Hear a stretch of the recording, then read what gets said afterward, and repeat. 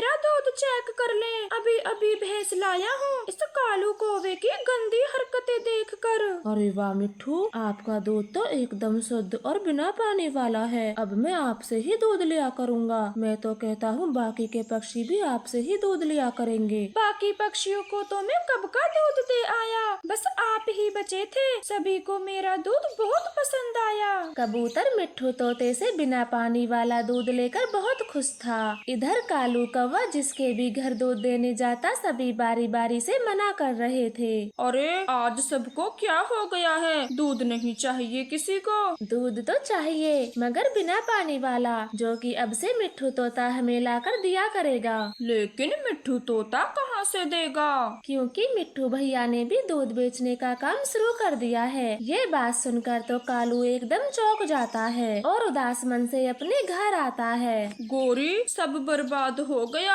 आज से सब खत्म। क्यों, पानी का भंडा फूट गया क्या? हाँ गोरी, वो मिट्ठू है ना जाने कहाँ से भैंस ले आया है और आज सभी ने उसी से दूध खरीदा है। ये तो एक दिन होना ही था, इतना पानी जो मिलाते थे। मिट्ठू, तुझे तो मैं छोड़ूंगा नहीं, लेकिन क्या करूँ? हाँ, तेरी भैंस चुराऊंगा, जब देखूंगा कहाँ से देगा दूध। रात हो जाती है, सभी पक्षी गहरी नींद में सोए हुए थे, लेकिन कालू कौवा तो जागा हुआ था। वो अपना रस्सा लेकर मिट्ठू की भैंस चुराने चला जाता है और आहिस्ता आहिस्ता भैंस को चुराकर दूसरे जंगल बेच आता है। हाय, मैं बर्बाद हो गया, मेरी भैंस चुरा ली गई, किस दुष्ट ने किया? भैंस चोरी होने की वजह से मिट्ठू तोता आज किसी भी पक्षी के घर दूध देने नहीं जा पाता। दूध ना मिलने के कारण सभी मिट्ठू के घर आते हैं। मिट्ठू, आप रोए ना, हो सकता है भैंस जंगल में घास खाने चली गई हो।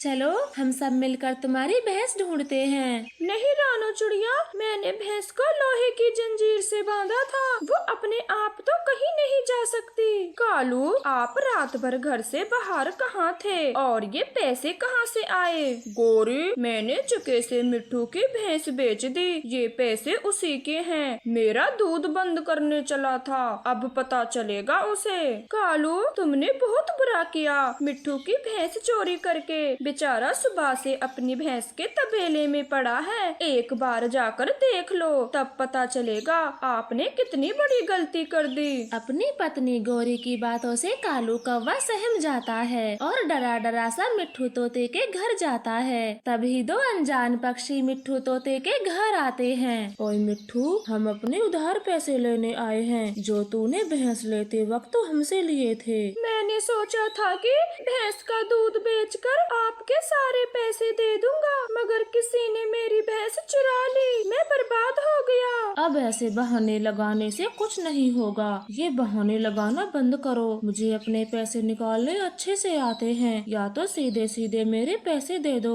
वरना मैं बहुत बुरा हूँ। मिट्ठू तोते को उन पक्षियों के सामने गिड़गिड़ाते देख कालू को अपनी गलती का एहसास हो जाता है और वो पैसे निकालकर उन पक्षियों को दे देता है। ये लो अपने पैसे और आगे से कभी भी मिट्ठू तोते को परेशान न करना।